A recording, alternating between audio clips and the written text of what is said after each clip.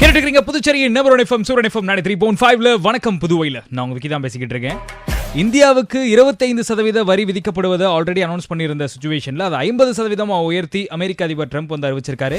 அமெரிக்காவோட இந்த ஒரு நடவடிக்கை அக்செப்ட் பண்ணக்கூடிய வகையில் இல்லை, இது நியாயமற்றது. தேச நலன்களை பாதுகாக்க தேவையான எல்லா ஆக்ஷன்ஸையும் இந்தியா எடுக்கும், நாட்டு மக்களோட தேவையை உறுதி செய்யறது தான் வந்து முக்கிய நோக்கம் அப்படின்ற அந்த ஒரு விஷயத்தை மத்திய அரசு சொல்லியிருந்தாங்க ரீசெண்டா. இந்த வரி விதிப்பு என்ன மாதிரியான பாதிப்புகளை ஏற்படுத்தும், பொருளாதாரத்தை எந்த அளவுக்கு பாதிக்கும் அப்படின்ற பல்வேறு கேள்விகளுக்கு பதிலளிக்கக்கூடிய வகையில் இன்னைக்கு நிகழ்ச்சியில் சிறப்பு விருந்தினராக இந்த 2 மணி நேரம் நம்ம கூட பயணிக்க போறது புதுச்சேரி தாகூர் ஆர்ட்ஸ் காலேஜோட former principal professor Thiru EM Rajan அவர்கள் தான் இருக்காரு. வணக்கம் sir, welcome to my show. Suriyan FM நேயர்களுக்கு காலை வணக்கம். நான் பேராசிரியர் EM ராஜன், தாகூர் கலைக்கல்லூரியுடைய முன்னாள் முதல்வர். நிகழ்ச்சியில கலந்துகிட்டதுக்கு மிக்க நன்றி சார். என்னோட முதல் கேள்வி, அமெரிக்க அதிபர் நம்ம நாட்டு மேலையும் மற்ற நாடுகள் மேலையும் இவ்வளவு ஏற்றுமதி வரி விதிச்சதுக்கான பின்னணி என்ன சார், அதை பத்தி சொல்லுங்க. இந்த பின்னணின்றது நான் முதல்ல குறிப்பிட்டு சொன்னது போல, அதாவது அவருக்கு சில நாடுகளை பிடிக்கல.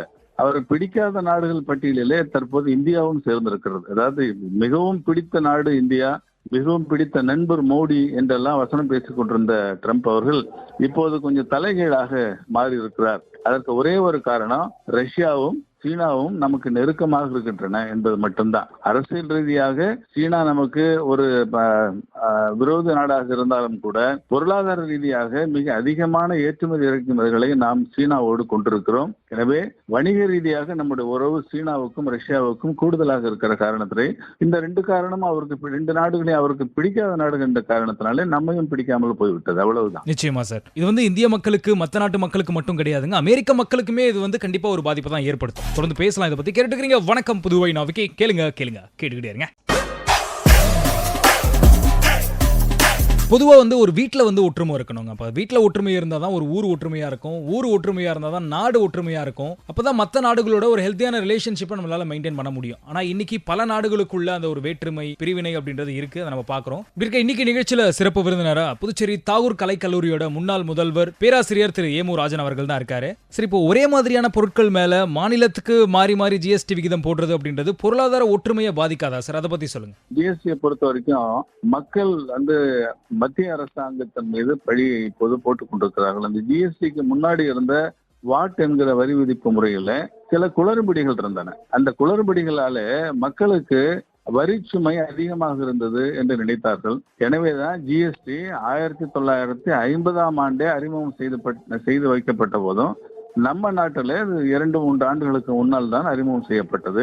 இன்றைக்கு கூட அதாவது பெரிய நிறுவனங்கள் இப்ப பில்லு போடுறது அப்படின்னு ஒரு எடுத்துக்கிட்டா, பில்லு போட்டாதான் GST கட்டுவோம்.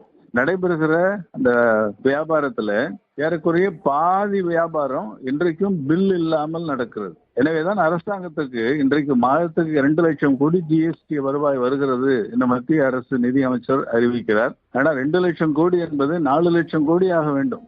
அதுதான் உண்மையான வரி விதிப்பு முறை. ஆனால் 2 லட்சம் கோடி இப்ப நமக்கு வருகிறது என்று சொன்னால் 2 லட்சம் கோடி வரவேண்டிய வரி வராமல் இருக்கிறது என்ற உண்மையும் மக்கள் புரிந்து கொள்ள வேண்டும். கண்டிப்பா சார். இப்போ ஒரு கடைக்கு போயிட்டு பொருள் வாங்குறோம் அப்படின்னாலும் பில் நம்ம மோஸ்ட்லி கேட்டு வாங்குறது கிடையாது, அதுக்கு நம்ம பழகிட்டோன்றது தான் ஃபேக்ட். ஸோ இதுக்கப்புறமா ஒரு பொருள் வாங்குறீங்க அப்படின்னா பில் கேட்டு வாங்குங்க, அது ஒவ்வொரு கன்சியூமரோட ரைட்ஸ்ன்றதை மறந்துடாதீங்க. கேட்டுக்கிறீங்க வணக்கம் புதுவை, நான் விக்கி. மனதுக்கு இதமா ரெட்ரோ பாடல்களை கேட்டுட்டு இருக்கக்கூடிய இந்த ஒரு மொமெண்ட்ல சூரன் எஃப்எம் 93.5 நான் விக்கி தான் பேசிக்கிட்டு இருக்கேன். வணக்கம் புதுவை கேட்டுட்டு இருக்கீங்க. நிகழ்ச்சியில இன்னைக்கு சிறப்பு விருந்தினரா புதுச்சேரி தாகூர் கலைக்கல்லூரியோட முன்னாள் முதல்வர் பேராசிரியர் திரு EM ராஜன் அவர்கள் தான் இருக்காரு. சரி, இப்போ இந்த வரி செலுத்துறது அப்படின்றது ஒவ்வொரு இந்திய குடிமகனோட கடமை இல்லையா? இப்போ இந்த ப்ராப்பரா எல்லாருமே டாக்ஸ் பே பண்ணும்போது இந்தியாவோட பொருளாதாரம் அப்படின்றது எந்த அளவுக்கு உயரும் சார், அதை பத்தி சொல்லுங்க. அதாவது ஒரு காலத்துல அரசர்கள் மன்னர்கள் வாழ்ந்த காலத்துல வரியே கிடையாது, வரின்னு ஒண்ணு கிடையாது. வரியே போடாமல் இருந்த ஒரு காலகட்டம் எல்லாம் இருந்தது. அந்த காலகட்டம் ஒரு 1000 ஆண்டுகளுக்கு முன்னாடி சங்க காலத்துல எல்லாம் வரியே கிடையாது. அந்த காலமெல்லாம் மாறி இப்போது வரி இல்லாமல் அரசாங்கம் நடத்தவே முடியாது என்கிற ஒரு காலகட்டம் உருவாகி விட்டது.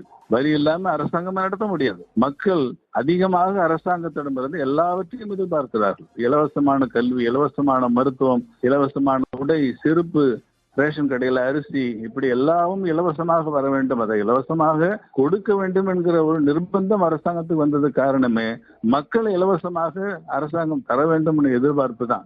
எனவே இந்த இலவசமாக எதிர்பார்க்கிற போது அரசாங்கத்தினுடைய செலவு கூடிக்கொண்டே போகிறது. அந்த செலவை கூடிக்கொண்டு வருகிற போது அந்த செலவை செய்வதற்கு நிச்சயமாக அரசாங்கத்துக்கு வருமானம் வேணும். அரசாங்கத்துக்கு வருகிற வருமானத்துல முக்கியமான வருமானம் அந்த வரி வருமானம் தான். கண்டிப்பா சார். இப்ப இந்த வருமான வரி பொறுத்த வரைக்கும் சில பேர் பண்ணக்கூடிய தவறுகளால பல பேர் பாதிக்கப்படுறாங்க. அவங்களுக்கு தேவையான விஷயங்கள் அவங்களுக்கு போய் சென்றடையல. அரசுக்கும் அதே சமயத்துல நிதி பற்றாக்குறை அப்படின்றது ஏற்படுது. கேட்டுக்கிறீங்க வணக்கம் புதுவை. நான் விக்கி. கேளுங்க கேட்டுக்கிட்டே இருங்க, தொடர்ந்து பேசலாம்.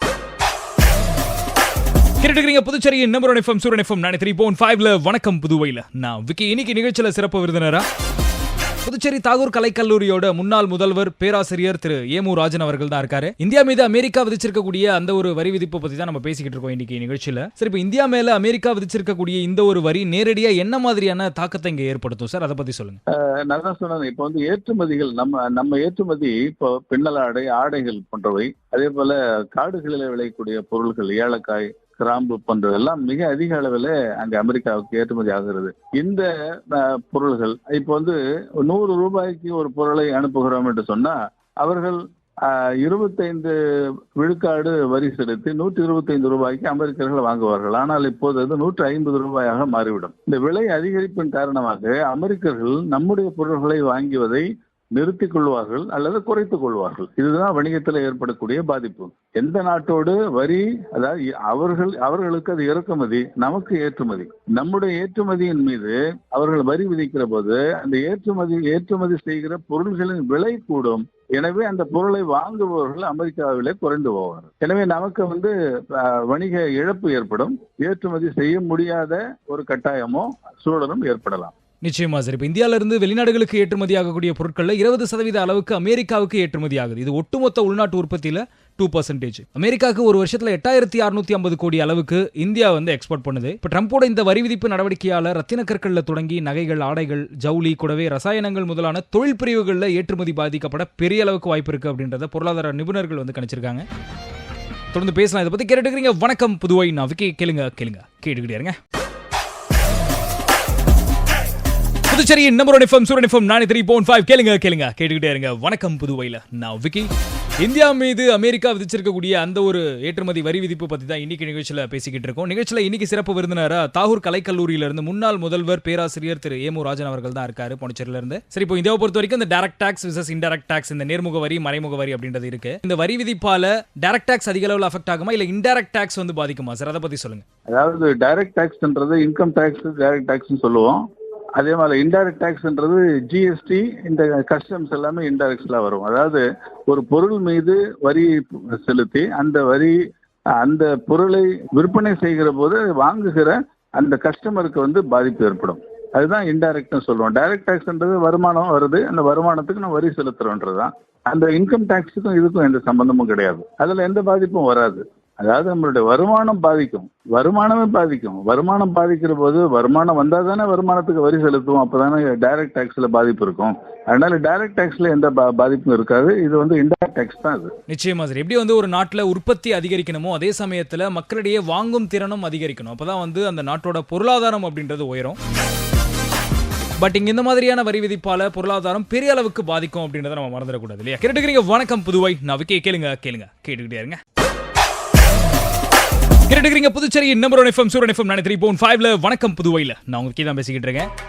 இந்தியா மேல அமெரிக்கா விதிச்சிருக்கக்கூடிய அந்த ஒரு வரி விதிப்பை பத்தி தான் நம்ம பேசிக்கிட்டு இருக்கோம். இப்போ இந்தியன் ஷேர் மார்க்கெட்டை பொறுத்த அளவுக்கு பெரிய அளவில் பாதிப்பு இல்லை அப்படின்னாலும் ஓரளவுக்கு பின்னடைவு ஏற்படலாம் அப்படின்றத ட்ரேடர்ஸ் ஃபீல் பண்றாங்க. அதே சமயத்தில் இந்திய ரூபாய் மதிப்புல ஏற்படக்கூடிய அந்த ஒரு இம்பாக்ட் அப்படின்றது ஷேர் மார்க்கெட்ல ரிஃப்ளெக்ட் ஆக சான்சஸ் அதிகம் அப்படின்றதையுமே சொல்றாங்க. இப்போ அதுக்கான சிம்டம்ஸ் அப்படின்றது இப்போ மும்பை ஷேர் மார்க்கெட்ல தொடங்கி நேஷனல் ஷேர் மார்க்கெட்ல தெரிய ஆரம்பிச்சிருச்சு. இப்படி இருக்க நிகழ்ச்சியில இன்னைக்கு சிறப்பு விருந்தினரா புதுச்சேரி தாகூர் ஆர்ட்ஸ் காலேஜ்ல இருந்து farmer principal professor Thiru EM Rajan அவர்கள் தான் இருக்காரு. சரி, இப்போ நடுத்தர மற்றும் ஏழை மக்கள் இதனால எந்த அளவுக்கு பாதிக்கப்படுவாங்க சார் இந்த வரி விதிப்பால?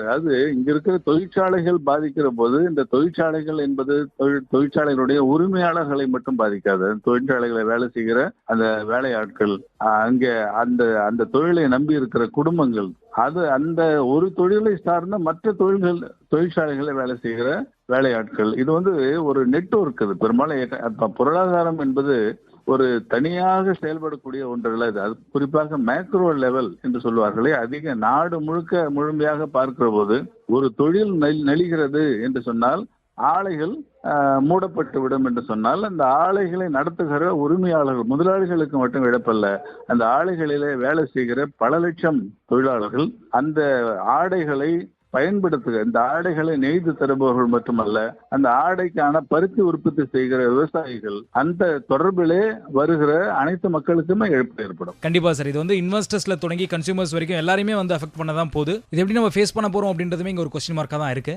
தொடர்ந்து பேசலாம். கேட்டுக்கிறீங்க வணக்கம் புதுவை. நான் விக்கி. கேளுங்க கேட்டுக்கிட்டே இருங்க.